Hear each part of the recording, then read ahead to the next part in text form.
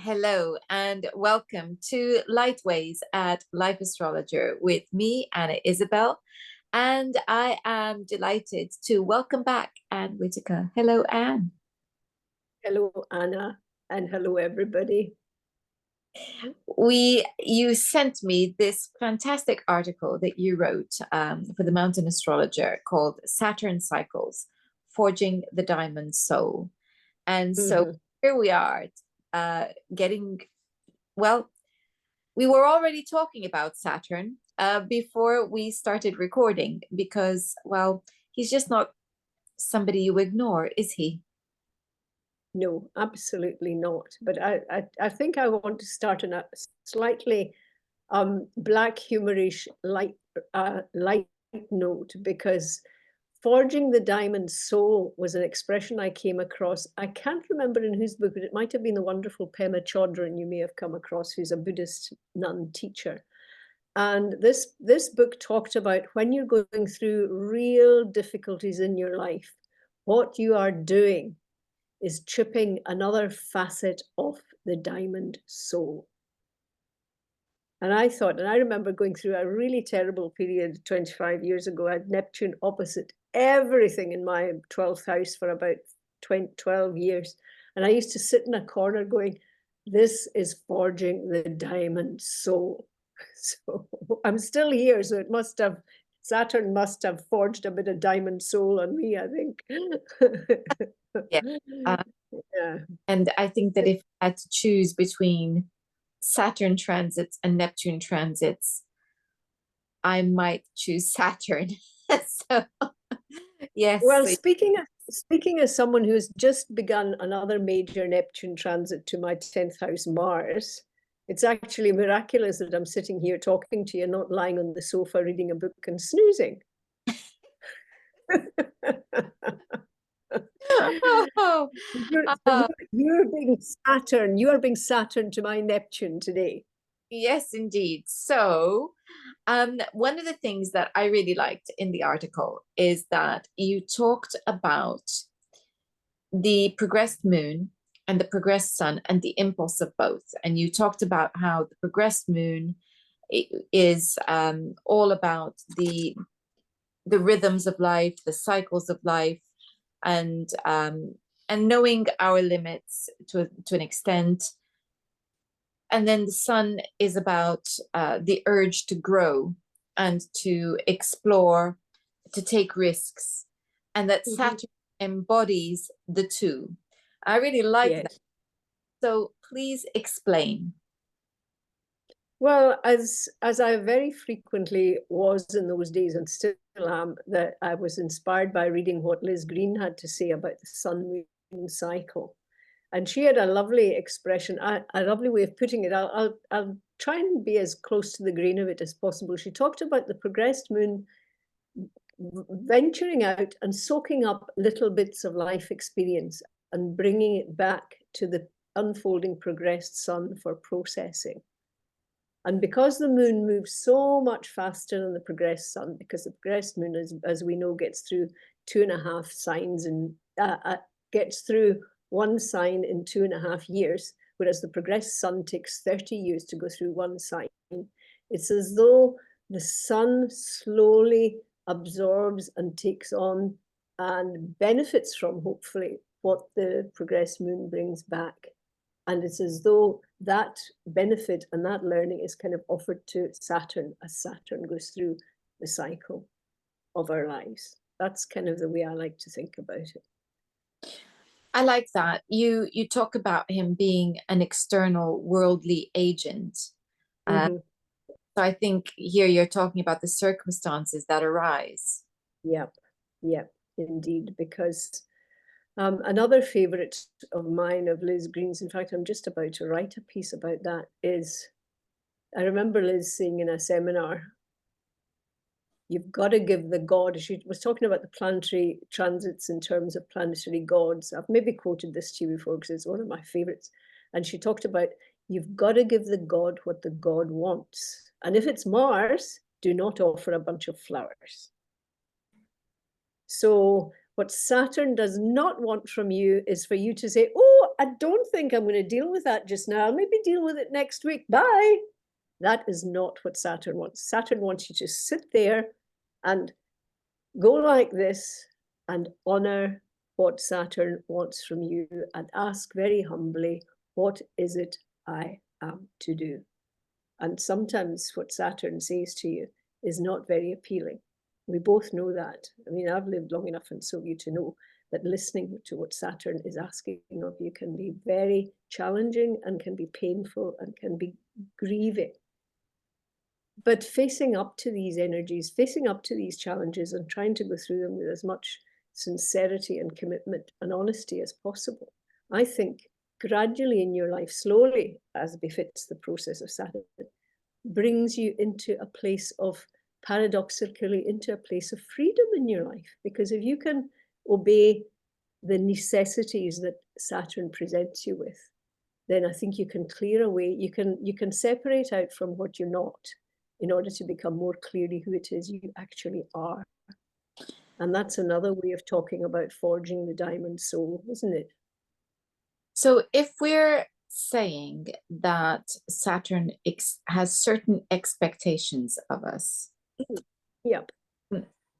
I think it would be good to consider the nature of the transit, whether it's a square, an opposition, a conjunction, a trine, a sextile, an inconjunction, because each of those is going to speak of a different experience or a different quality of Saturn experience. So tell us about that. Well, I think if we look at the Saturn return, I mean, that's, most people, even people who don't know any astrology, know about Mercury retrograde now, and they know about the Saturn return. So the Saturn return is when Saturn returns to his own place for the first time in your natal horoscope. But before he gets there, I mean, I just like to look at the squares and the oppositions, to be honest. But the first Saturn square at age 7 to 8 is when the child begins to recognize that he or she has their own individual life and begins to separate out ever so slightly from parental influence and begin to take some steps on their own. And if a parent is wise, they'll encourage that.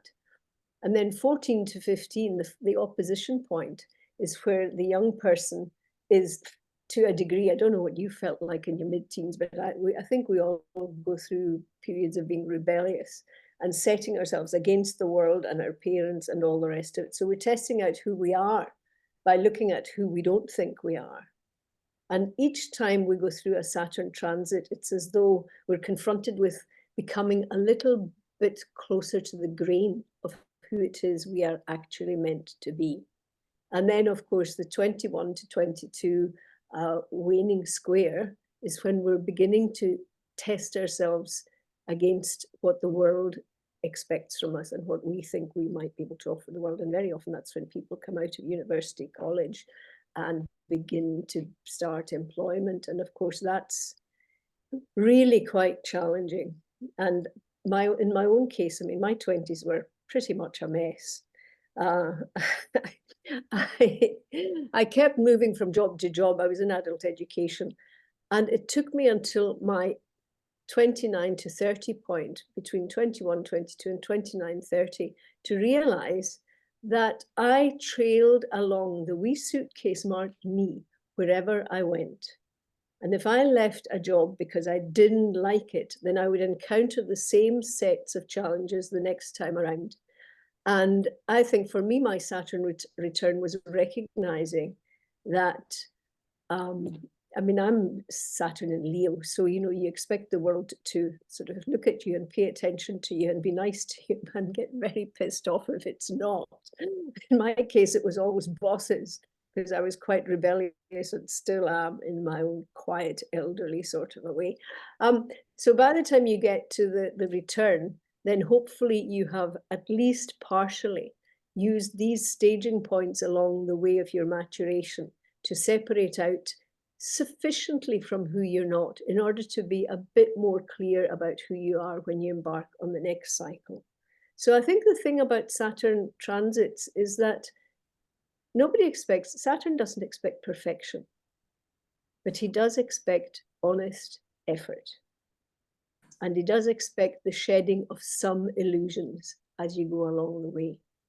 And when I reached my 29, 30 point, I realized that I had writing talent, but I couldn't devote myself to being a writer all exclusively. I tried that. And as one of my friends very trenchantly put it, you locked yourself up in that squalid little flat in Dundee and nearly drove yourself crazy, which was just about summed it up.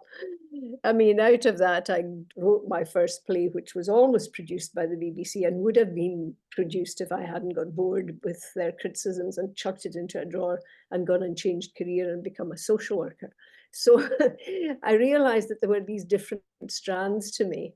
And when I was 37, 38, which is the first square of the second cycle, I put my teaching experience, my writing experience, my counseling experience, and by then the beginnings of my astrological experience together in self-employment, and used all these different dimensions. But the essence of it was very leonine, which was I was helping other people to become as fully creative in their life, in their way, as they could be.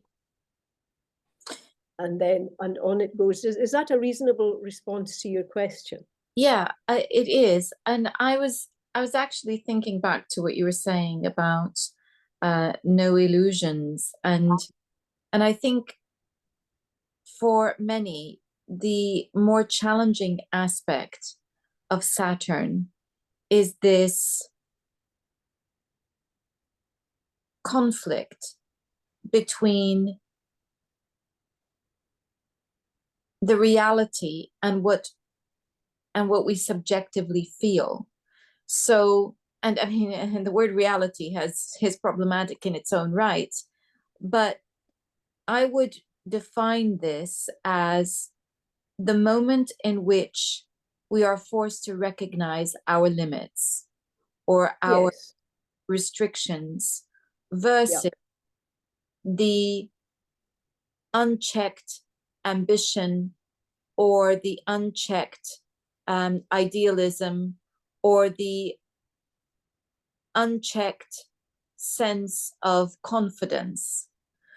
And, you know, maybe Saturn is not the bad guy. Maybe he's the messenger that comes along or the teacher that comes along and says, yeah, that's all very well, but that's all very well.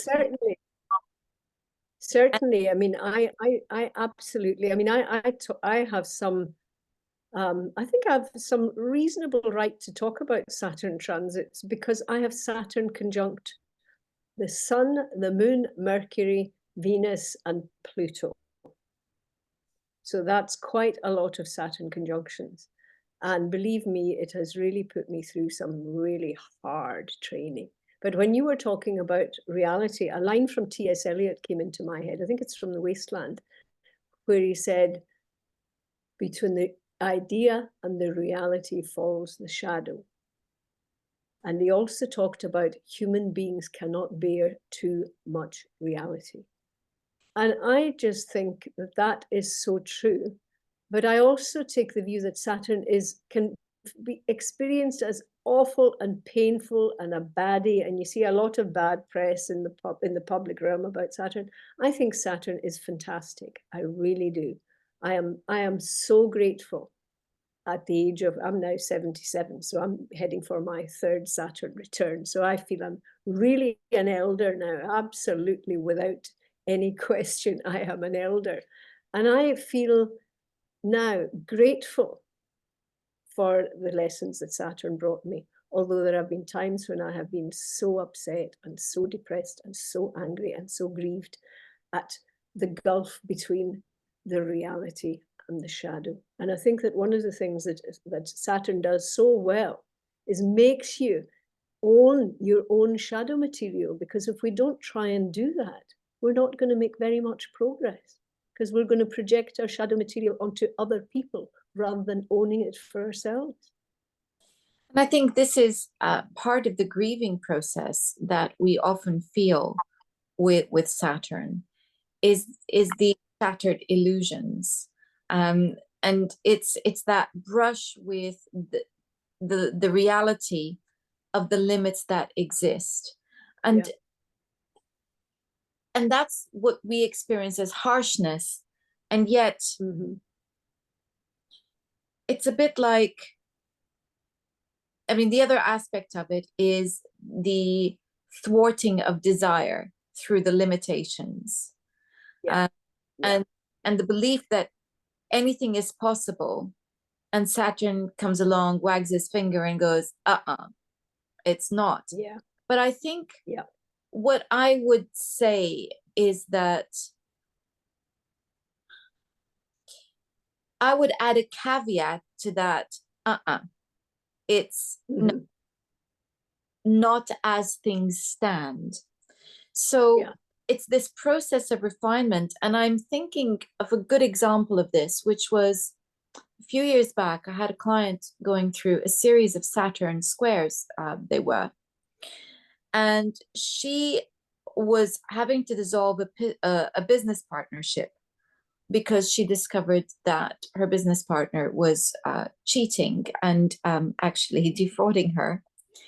Oh, And great. it meant that she was looking for new premises. So there were two factors here: the reality check of the trust that she had had in her business partner, and the grief of discovering that she had been betrayed and defrauded.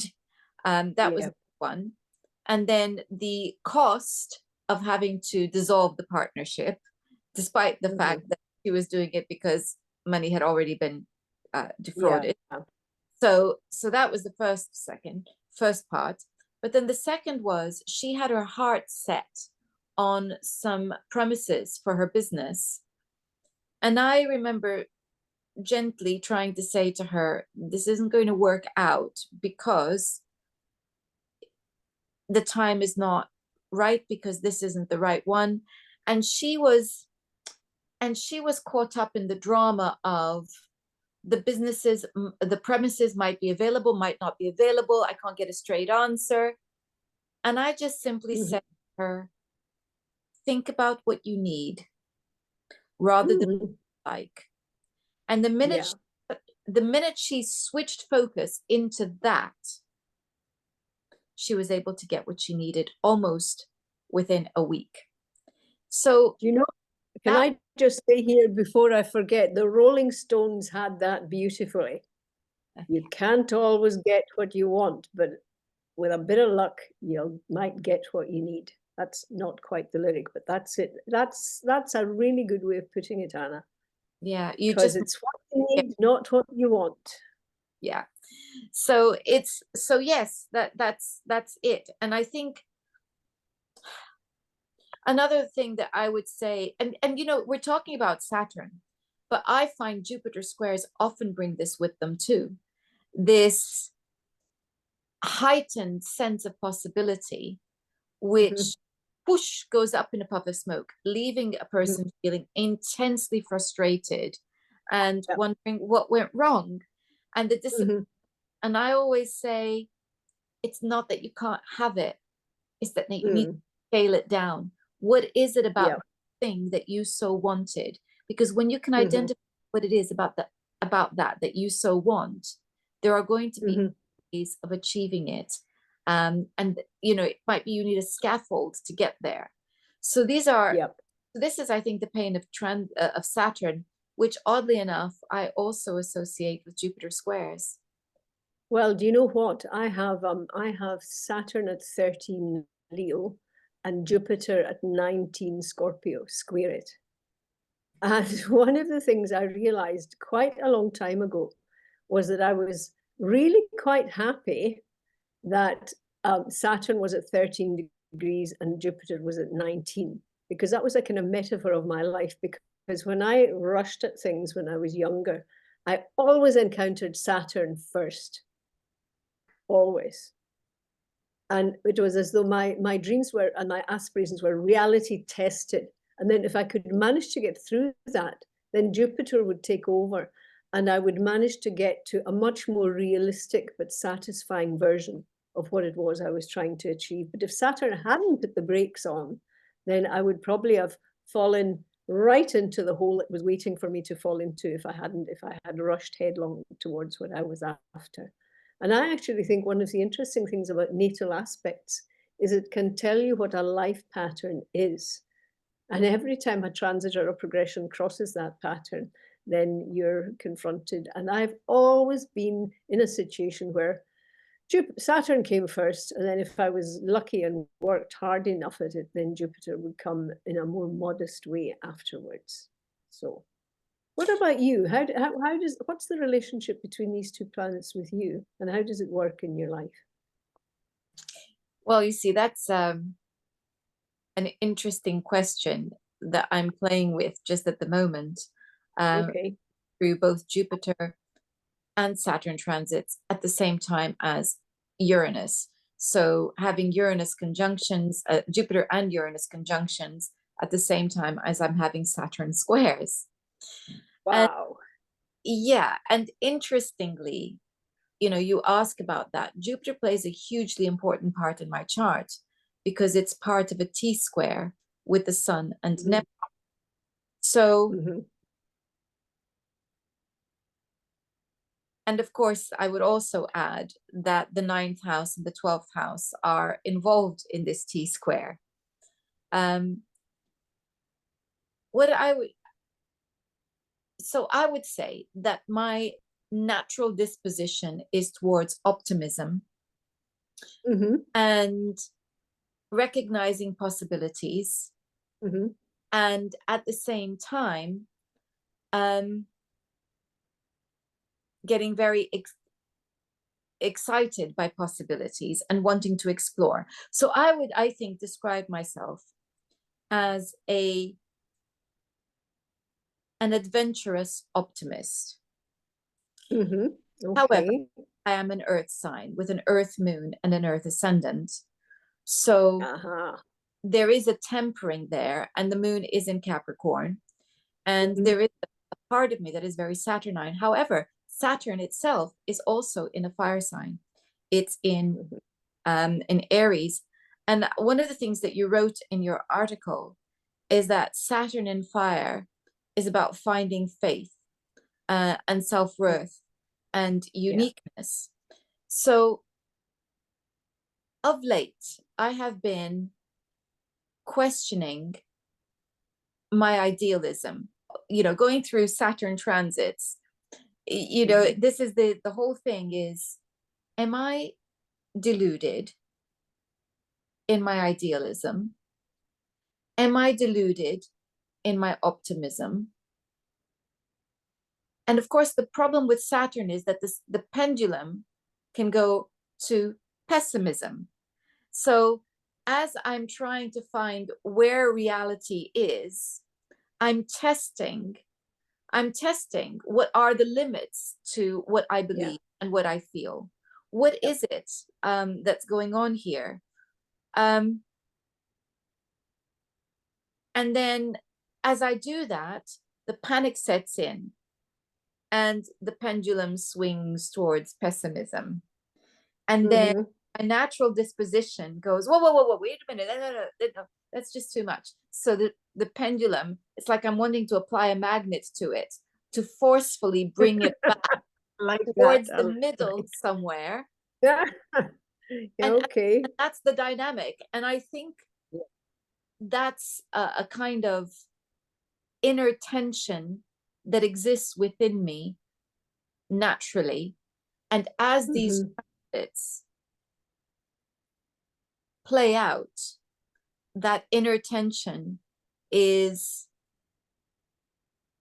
also being highlighted in a very potent way. But I think that's a really, really nuanced description of what goes on within a person's being. It really is. I really like that. I really like that, because I think there are all kinds of levels of subtlety within oneself about how one approaches these conflicts.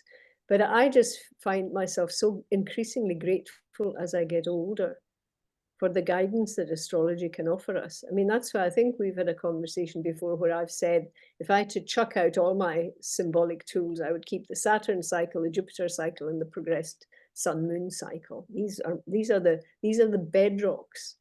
And I find working with the Saturn cycle, particularly in conjunction with the Jupiter cycle as well, as really helpful working with clients and students, because everybody can see the unfolding pattern of their life. And depending on how strongly placed Saturn or Jupiter is in a person's horoscope, they can really see, in terms of their chronology, how they are presented with these challenges. And the next time the challenge comes around, hopefully they're in a better state to understand what's been asked of them. And that's one of the good things I think about doing client readings, particularly with people who are older. You can take them back to previous Saturn points and say, okay, what was happening then? And what was the essence of what you took from that? And how does that relate to now? And I think that can be, especially if people come in and they're feeling really distraught and they're thwarted and they can't move forward, I think that can be very, very helpful for them, because we all need to learn that our ego can go as rampant as it likes.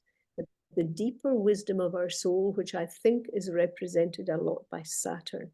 Saturn is kind of like the backbone of the unfolding pattern of who you're meant to be.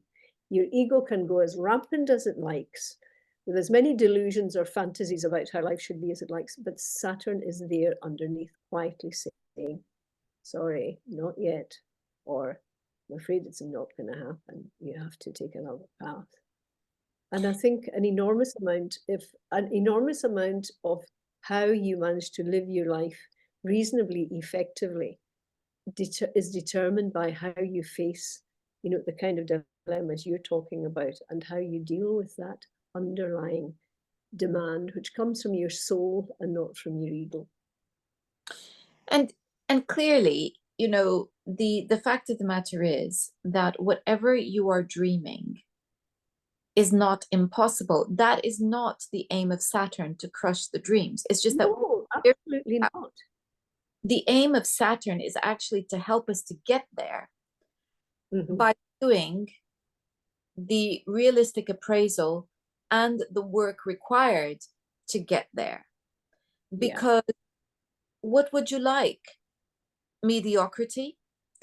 Because if you are not prepared to do the realistic appraisal and to do the hard work, the polishing of that diamond soul, if you're not prepared to do that, what you're going to get is mediocrity. And how crushing would it be to come to the end of life and feel, well, it's been very comfortable, but somewhat mediocre. Yeah, particularly if you're constructed in such a way that having an ordinary, comfortable life doesn't suit you. I mean, I worked as you're working as a counselor and therapist. I've worked as a counsellor and therapist for many a long year. And I used to think, not being prepared to look within and not being prepared to deal with your own stuff has a certain value to it, because if you just wander about roughly on the surface of life and just take things as they come, then in some ways you're going to have a much more comfortable life than the likes of you and I, who are not. It's not for us to have that kind of life. It's just not possible. It's not in our DNA. It's not in our horoscopes. It's not in our fate. We have to look within.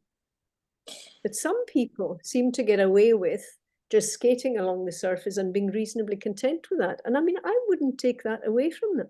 I think that's another part of Saturnian me going, well, not everybody is up to really challenging themselves and doing that kind of work. They're just not, and they don't want to. And why should they? Life is hard for everybody. We just have to find our way of getting through it.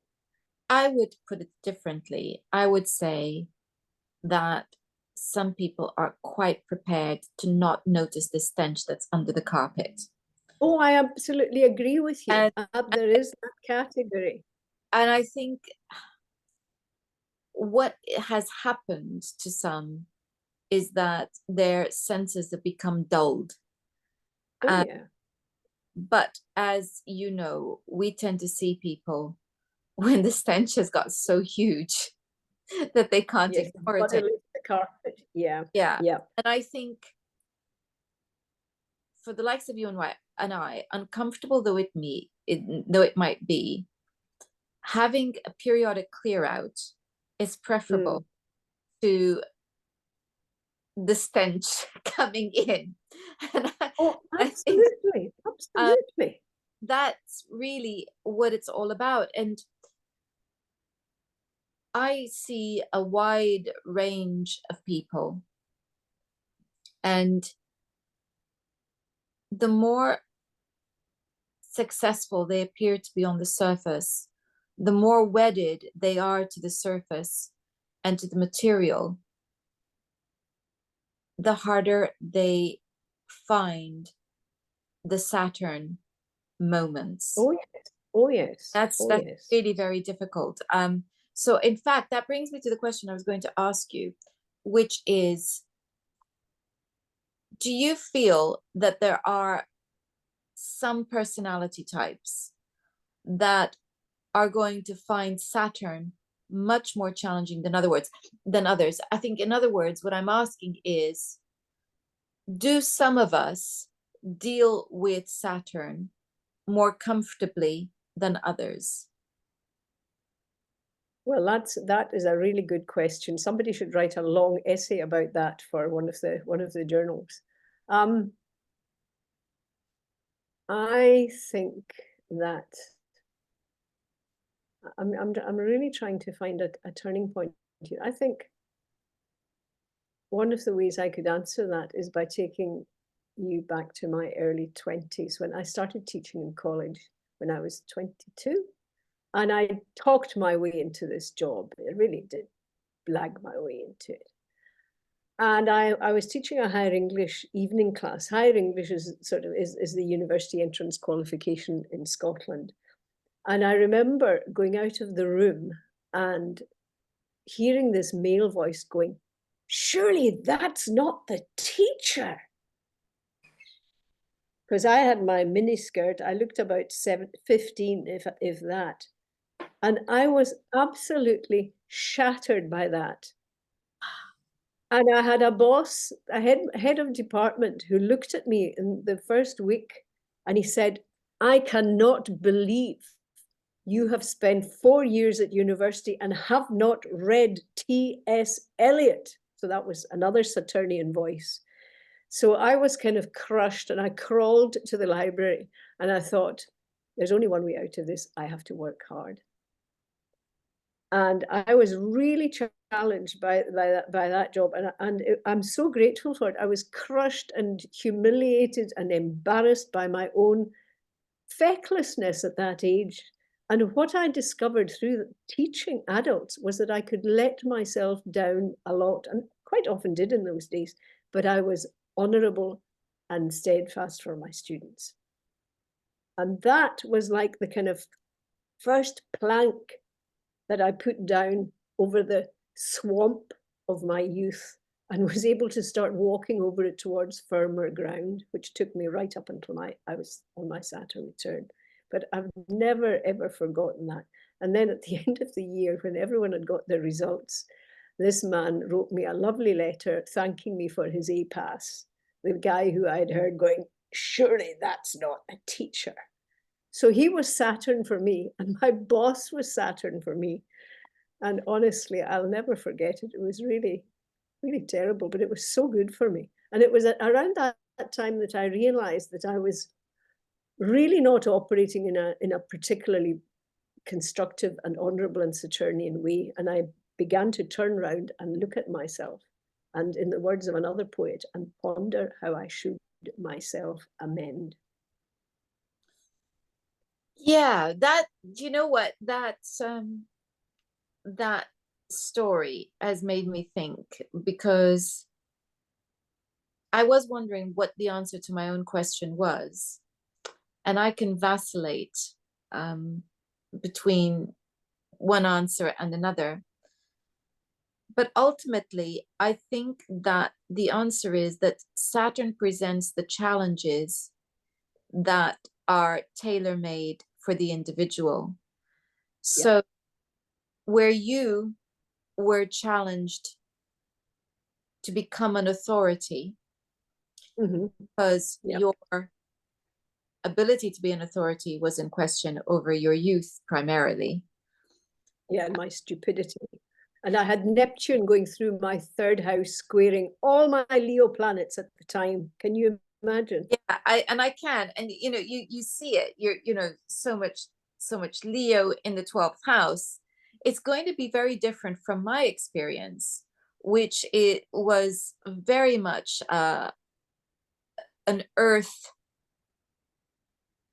sense. I mean, we share a Virgo ascendant, so obviously we have the same emphasis in childhood on being the good girl and behaving, etc. So we have Yeah. that. But I also happen to have the moon in Capricorn, as I mentioned earlier, and an earth sun, you know. And so my tendency was to take life too seriously. I think I only really learned how to play properly and laugh properly when I became an adult, Uh-huh. because I took everything so seriously and so Mm-hmm. literally, and I still can Mm-hmm. do that. So Mm-hmm. for me, Saturn is about letting go of the authority as well and becoming the Isn't that child. interesting? So it's So like that's the other way around to it's me. the other way around. Yeah, exactly. And that's why I think ultimately Saturn brings us the challenges that are tailor made for us. Ab- Um, Absolutely. And looking at the sign, it's amazing. It's I mean, and although there's a archetypal pattern to the unfolding of Saturn through people's lives and the essence of what it brings them, which is separate out from what you're not and become more clearly who you are. You get a fantastic fine tuning by looking at what the sign is, whether it's Saturn in water, Saturn in earth, Saturn in air, Saturn in fire, and the various stages that goes through and the links that it makes with other planets. Because if you've got Saturn square Neptune, then there's going to be a permanent. In fact, I was talking to a student this morning who I was doing some mentoring with, and she said, setting boundaries and finding what appropriate boundaries are has been a major challenge for my entire life. And also Saturn, Neptune, you have to find a way of actualizing your dreams in a way that actually works and is true to the grain of what your creativity in this world is pointing towards. You can't be somebody else. You've got to be yourself. And you've got to respond to your own particular challenges when it comes to the demands of these planets. so what we're saying is don't despair. There is hope because Absolutely. Saturn's aim is to, as I always, Mm. to refine and help us to be Mm-hmm. the best that we can be. Yeah. And Yeah. that might mean sitting at your desk and finishing that book, and saying to yourself, right, I'm not moving till it's done, or whatever it is. Because really, what we're saying is it's that discipline that's required.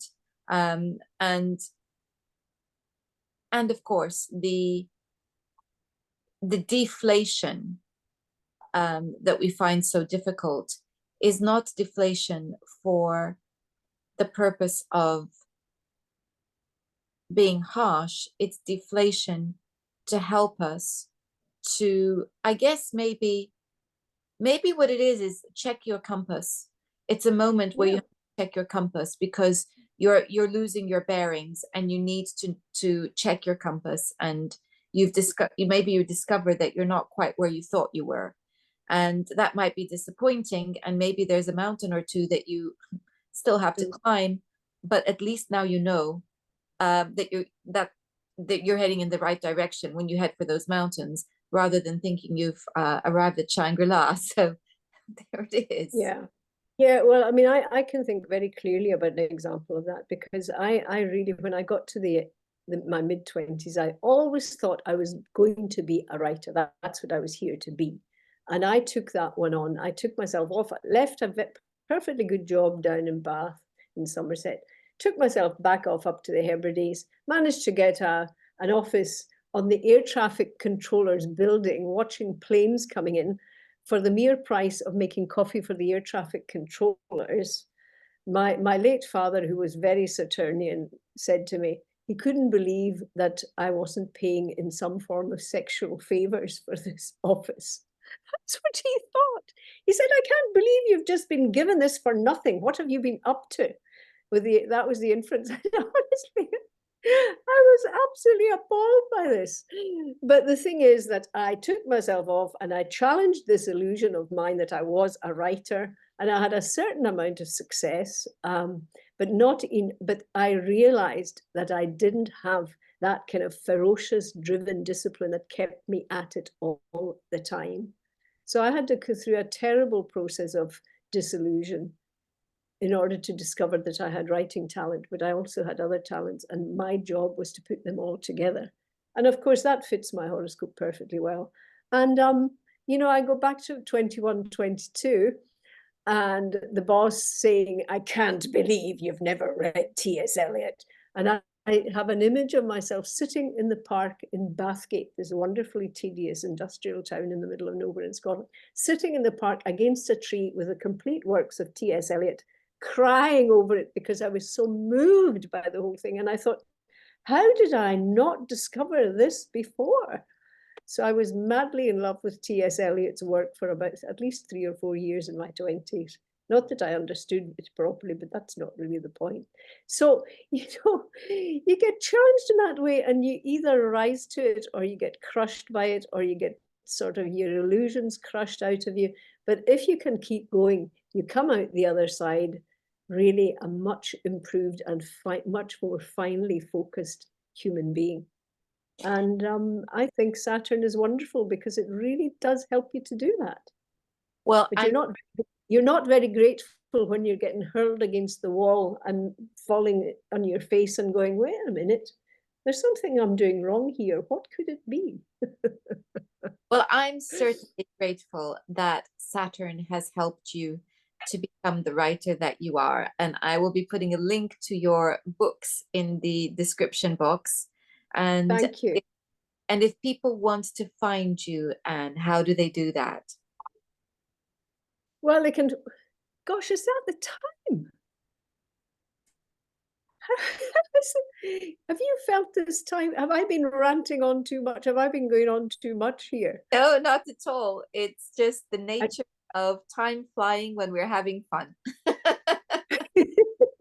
and we're talking about Saturn, We're who is the talking lord about of Saturn Oh, time. this is amazing. Yes, you can you can find me on my blog, which is www.anne-whitaker.com, but it's called Writing from the 12th House because I have so many planets in the 12th house. That's why it's what it's called.